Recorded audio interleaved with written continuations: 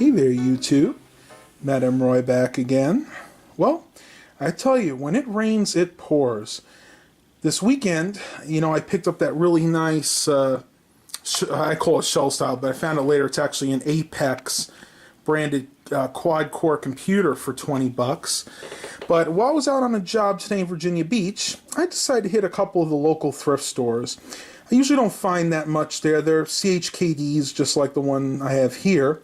But boy, did I score today. Now, this is something some of you guys probably already know what this is, but this is something I've wanted for quite a long time. And what this is, it's an Insignia, so it's a Best Buy branded HD radio tuner. And I think V Westlife or UXW Bill reviewed one almost identical to this. I'll have to go back later and see if it was the exact same model. But boy, what a find. I've wanted to play around with one of these for a long time. Because being in the Hampton Roads area of Virginia, we have a ton of HD radio channels available to us, which unfortunately I've never been able to listen to until now. You can see it does have the HD radio logo. Up here's the power button. That's for turning from AM to FM. It has 8 programmable buttons. I'm assuming probably 8 for AM and 8 for FM.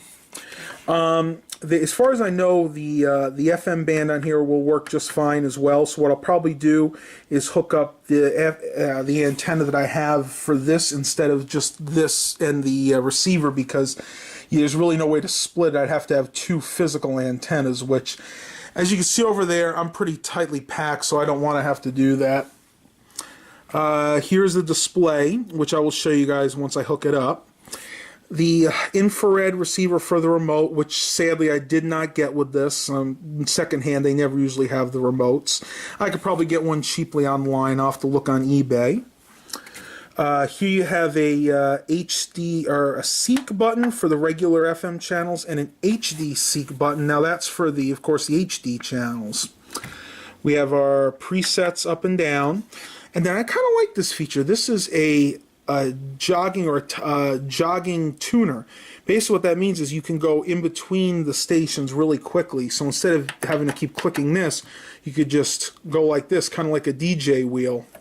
And I'll demonstrate that a little bit more in just a minute when I hook it up. Now the back of this is very basic. There are only a few hookups. You have coaxial for coaxial high definition output. You have optical for, of course, optical audio out. And then, of course, you have your regular left and right analog outputs, which unfortunately I'm going to have to use because I want to hook it up to my old Pioneer, and that neither has coax nor optical on the back of it. The antennas, we have a regular AM connections for a loop antenna. For those of you who don't know what a loop antenna is, there's one sitting right up there. I have to have it up there so I can get really good AM reception around here. And then a 75 ohm style FM antenna connector. And at least for now, I'm going to be using this really dirty and really paint covered General Electric antenna. It has the regular FM and then the loop for I think that was originally used for like UHF bands. It's cheap. It's just for you guys who are interested. It's model number 24731, made in China.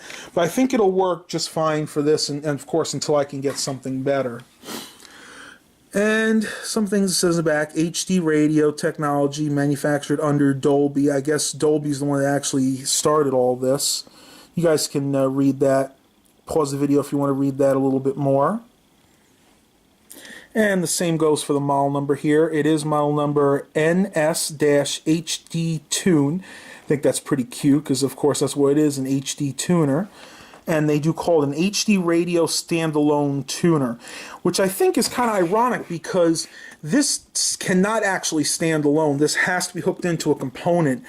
So I would think a better name for it would be an HD radio component tuner, but it is what it is. I guess somebody kind of dropped the ball on that one. And the very last back here is a hard power on and off switch, which I do kind of like because if you're having a storm and like me, you can't get back there to easily unplug it. you just flick this off, and there's less chance of a surge or a spike doing internal damage. Let's go ahead and hook this up, and we'll give her a try.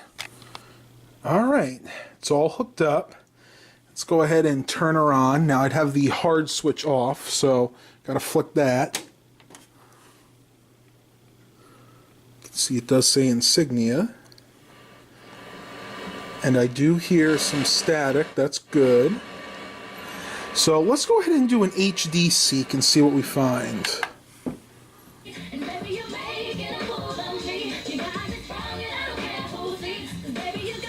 Okay, there we go. 101.3 HD1.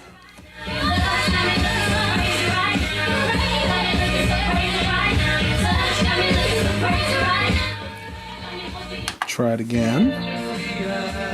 Wow, look at that. And it even tells you what's playing.